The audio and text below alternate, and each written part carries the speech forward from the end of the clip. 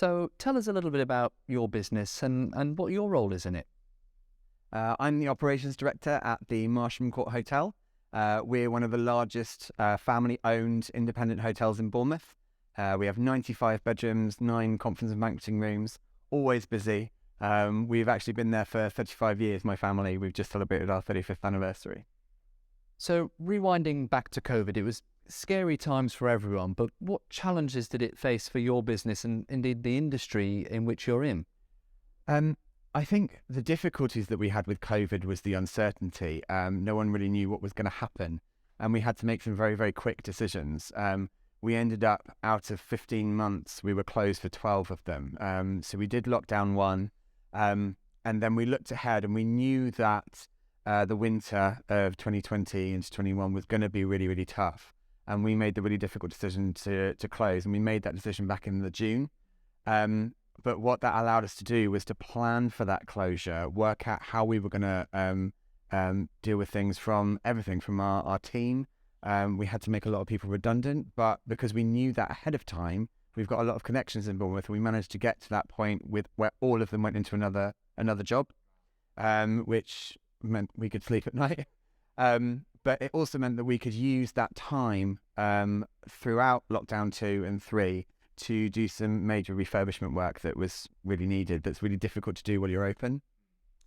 So moving to the grant support and the Bounce Back Challenge Fund, our aim for the council was to try to encourage businesses to think differently and look to the future rather than just survive.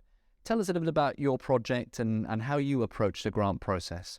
I think one of the keys to success when we were all going through the pandemic was to think positive, not dwell on the negative aspects of it, but what opportunities does this offer us? And we looked at how we can grow the business in other ways, what refurbishment work we can do and things like that. And what the grant fund actually allowed us to do was to implement some major changes that would see us through when we were finally able to open, but not only see us through, but grow our business in a whole new direction that we hadn't even been able to tap into before. So tell us a little bit more about the details of the project and what difference it's made for the hotel. The match funding grant allowed us to run a massive accessibility project within the hotel. We implemented a changing places facility. We're the first hotel in the UK to have a changing places room. We have a sensory room as well for people who are neurodiverse or with processing difficulties. We turned 2 of our rooms into fully accessible rooms. They have ceiling hoists, profiling beds, fully accessible bathrooms. And we also leveled off all of the front of the hotel where the terrace is.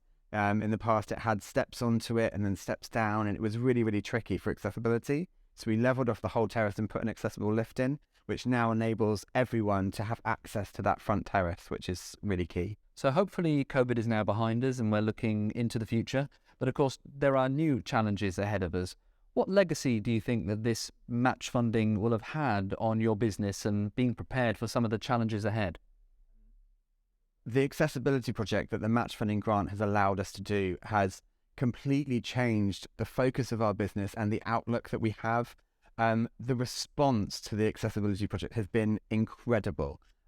Charities, disabled groups online, all sorts of people are getting in touch with us, and the response is just incredible. We actually won a Katie Award this year, which is one of the top awards in the catering industry for accessibility. We really didn't think we had a hope.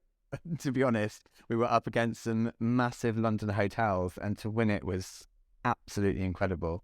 And we wouldn't have been able to do it without the match funding grant. So in terms of the process of applying for the grants, how did you find it, and what message would you have to others out there that are finding themselves in difficult times and might want to try and work with the council to sustain themselves into the future? I think I have to say that the whole process with the match funding grant was actually very simple. We were supported the whole way with the council, from everything from social media and coming to attend launch events and things like that. It was a big thing. And actually, when we think about it, as much as this is a great thing for our business, it's a great thing for Bournemouth. We haven't just made our hotel accessible, we've made Bournemouth accessible. And that's really, really key. I'd really encourage people to go for these match funding grants because the council want to help as much as you need the help.